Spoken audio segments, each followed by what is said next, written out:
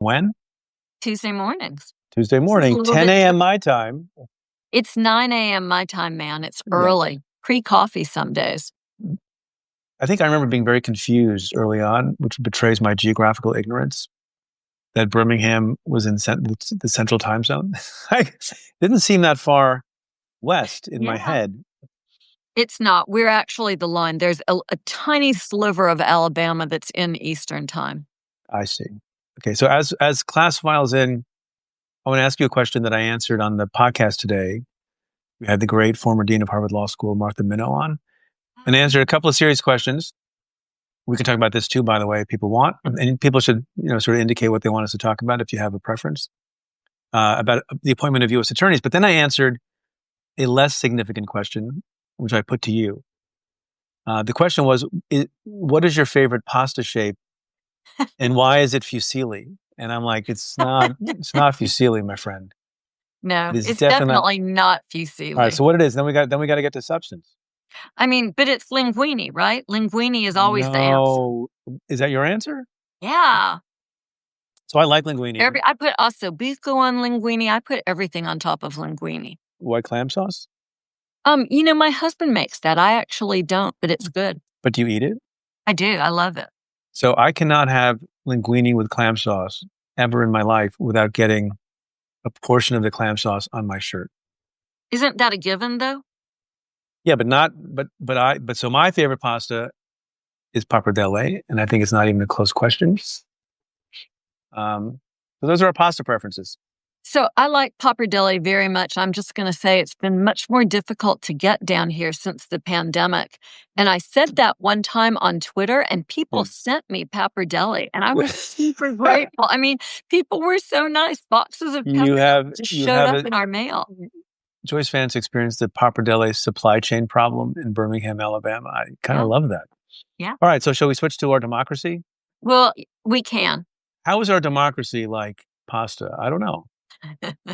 Well, look, pasta, like our democracy, or the putative frog, the proverbial frog, boils in water. How about that? It does. Is that a good metaphor? The thing about pasta is, right, you throw it up on the wall and you can tell if it's done. I'm joking here because I actually have confidence that our democracy is resilient and will survive. But some days you feel like you're just throwing pasta up on the wall to see what sticks. So you and I had our discussion as we do every. Oh, somebody's saying people are on pasta still. Fusilli. Look, that could cause some real polarization in the country, the fusilli versus pappardelle fight. Yeah. So we had our conversation on Tuesday on the Cafe Insider, and one of the things we spent a long time talking about was Donald Trump's action in Washington, D.C. And a couple of days have gone by, and I stand by everything I said, including that to me the big problem is not necessarily will it improve public safety, or shouldn't people care about public safety? But the false pretense under which it was done, which is a foundation for doing that for lots and lots and lots of other things, that public officials and presidents in particular should lay out the proper facts before deciding to take an extraordinary action. You pointed out multiple times, you can only do this for 30 days, and he has to get congressional approval. I think he has suggested that he definitely will at least try to do that. And if he doesn't get it, as he often does with things that are barred by law or the Constitution specifically, he's going to do it anyway. Have you had further thoughts since our conversation 2 days ago? No, I've thought a lot about what you said. Here's what I think the most interesting piece of it is. This isn't a one-off sort of event, right? Donald Trump's whole modus operandi right now is to push the outer limits of the law. And if the law, he views the law, frankly, as something that interferes with what he wants to do. He has no love of or respect for the rule of law. He simply views it as an inconvenience.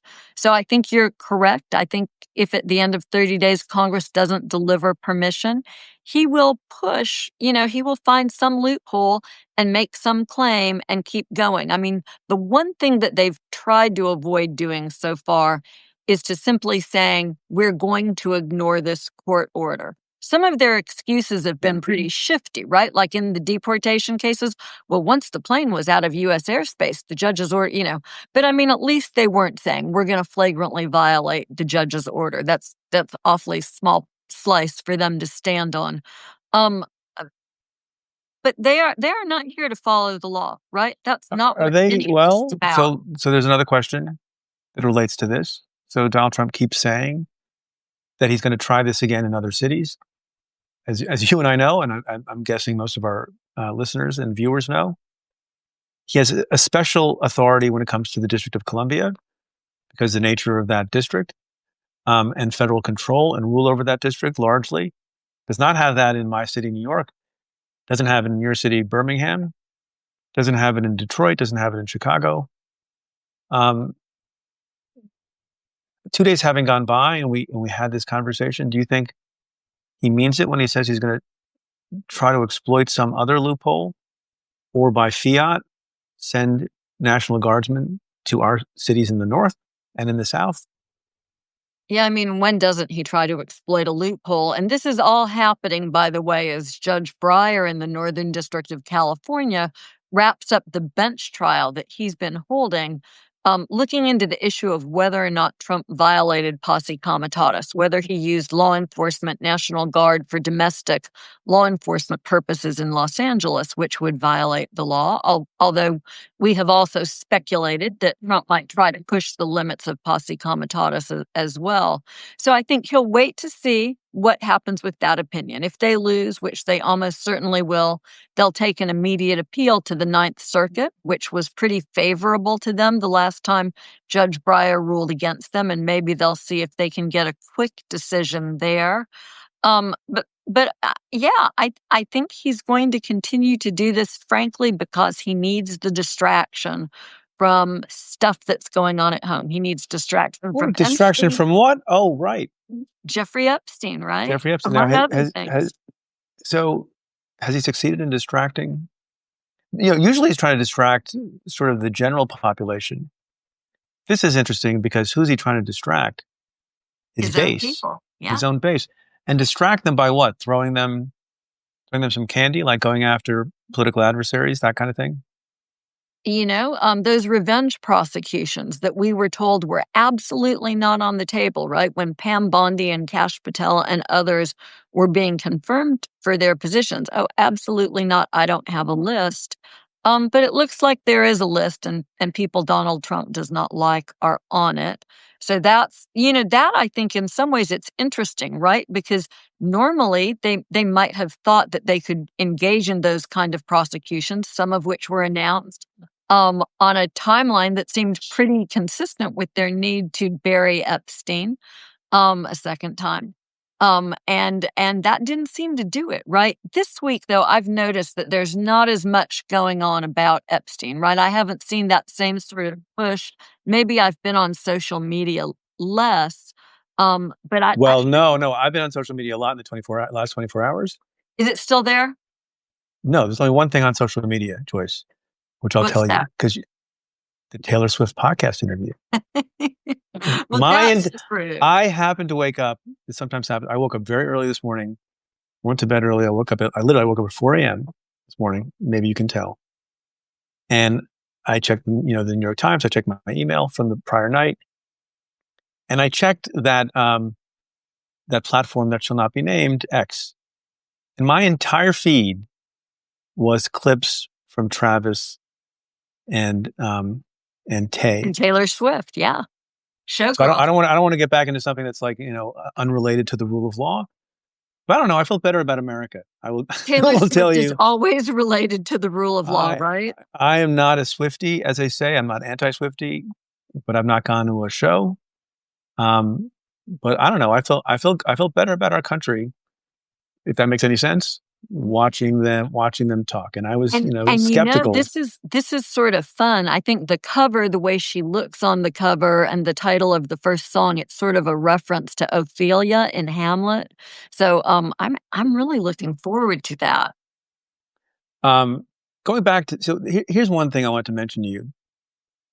So, I think a rational and good faith response in critiquing President Trump's action in D.C., this is not whataboutism, is to say, okay, if your stated position is you care about crime generally, and specifically you care about violence against police officers and law enforcement officers, then how do we judge the fact that with falling crime rates, you took this action, and on January 6th you didn't. Now, and I keep wondering, this is like a naive thing, on my part. This happens again and again and again.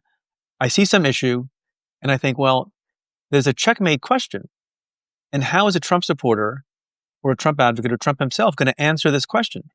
Because to me, it seems like a checkmate. You say that you care about cops. Well, you obviously don't, because you had 100 and something cops who were injured and you didn't care about them. And then you pardoned the people who injured them. And now you're saying you care about cops.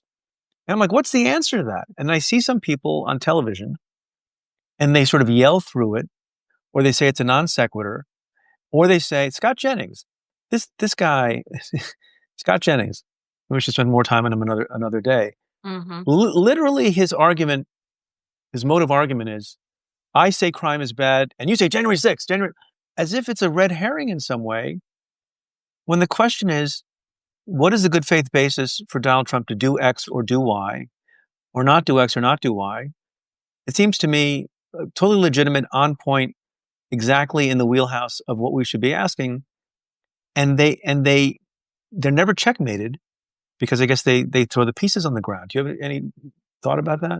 The problem is that we have not caught up to their level of argumentation, right? I mean, this is sort of a post-truth sort of argument when you simply brush aside January 6th, which, by the way, I recall Scott Jennings being as upset as everybody else on January 6th. And now he's pretending it never happened and it wasn't an insurrection.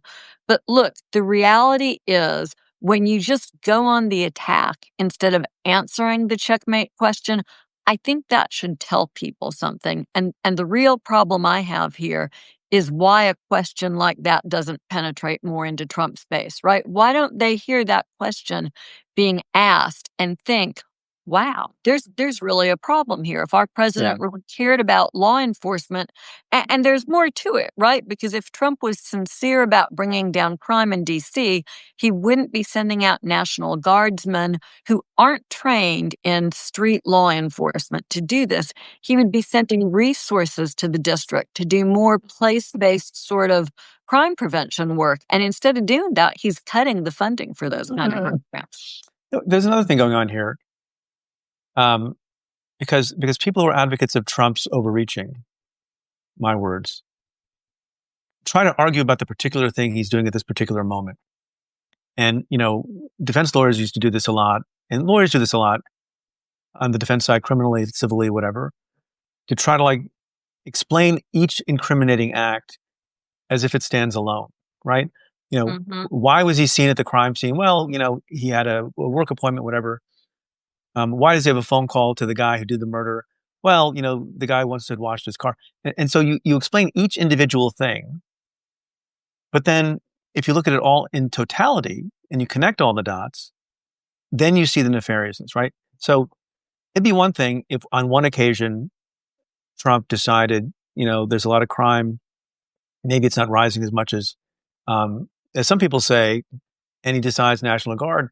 But it's against the backdrop of asserting power and authority that is beyond the norm, and some would say beyond the Constitution, in California, at the border, and in 10 other contexts. So when people advocate for a position Donald Trump is taking, my view is he deserved no benefit of the doubt, because time after time after time, he not only pushes against the limits of the Constitution, but sometimes gallops over it again and again and again. And that's a reason why I think we're justified in criticizing some of these things, even if standing alone, they're not a DEFCON 1. Yeah, I mean, I think the larger question that I always walk away with is, how do we help people see this, right? I mean, it's such a sensible argument that you're making. It's common sense. It feels very irrefutable to me. But these aren't people who are engaged in refuting logic, right? They just push it aside.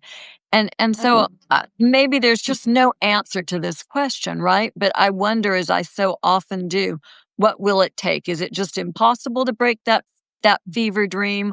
Or is there a realistic possibility that something like this could break through? I mean, I think this is the ultimate checkmate question here, Yeah. to steal your phrase. And I don't know why he hasn't.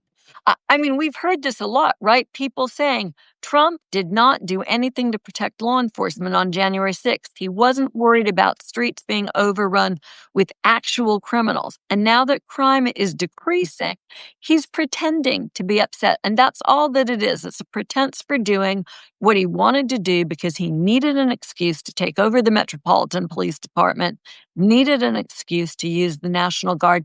It's nothing but an excuse. And so is it that people see that and they just don't care? I mean, that's what I sometimes I think it depends on the issue. They see it. And so on Epstein, for example, there's two things. There's one where his base saw the issue, and then relatedly, they have not. The place where they saw the issue, because how could you not see this one? Although I don't think it's any more checkmate than the January 6th question. But on Epstein, Donald Trump and all his people in private life said, there's something no good in those files. There's a client list, and we should get it all made public. And that was maybe not possible when they were private citizens. And then multiple of those people became the heads of law enforcement in the country, including Kash Patel and Don Bongino. And so you say, release them, release them, release them. Finally, they're like, we have our guys in there. They're going to get released. Memo on July 6th, which may have been in good faith for a change. We're not going to release them. So that got everyone up in arms. So that's the way in which, this issue you're talking about did play out in the logical form that it should. People wouldn't be gaslit on the release of the documents. However, now the question is, well, who's supposed to release the documents? And who's to blame for the non-release of the documents? And the Trump folks are like, well, it's the judge's fault because we're trying to get the grand jury information released and they won't let us release them and our hands are tied. When they, as you and I have discussed, they have oceans of other material, whether it's proper to release or not, that's for someone else to answer. But they're not handcuffed by courts or by the law. They can release all that stuff. And what I don't understand on this, that's a checkmate question. Why is nobody being asked? Well, okay, grand jury material, you have to get a court order. Maybe you're not going to get it and you haven't gotten it in 2 out of 3 cases. Can you release the other stuff tomorrow? And I don't know, that doesn't seem to tie them up either. How does Scott Jennings answer that question? I have no idea if he's been asked the question, but it's a point of confusion for me. I will say this, maybe I take a little bit too much pleasure in doing this, but, I live in Alabama, right? So I get to talk to real in the flesh, not even Republicans anymore, MAGA folks all the time. And so I've taken to asking them this, do you think we're going to get everything? DOJ could release everything that's not grand jury, and that's a lot of stuff. And the only thing that we know of that's grand jury is these 2 summary law enforcement witnesses. Aren't you curious? And I think that really that's something that we should all be doing is just continue to poke that tiger. But what's the answer? So what's the reaction when you ask? People don't really have an answer. I mean, sometimes you get, I'd like to see it. And I think that what Trump has done for some people is he's successfully confused them by asking a judge for permission to release grand jury. So something that you get to do as a former federal prosecutor is explain what's grand jury and that there's this whole huge universe of stuff out there that's not grand jury. And I mean, I think for some of these folks, that is a head scratcher. I think they want to stop and think about it a little bit more. 20 minutes flew by, Joyce. It really did. How did do you have a checkmate question for me? Because I won't be able to answer it. I think I asked you my checkmate question, right? Was it pasta? Was it the pasta question? Why do people not see this? Why do people not get this? I think that's something that we all struggle with. There is some amount, I'll say this.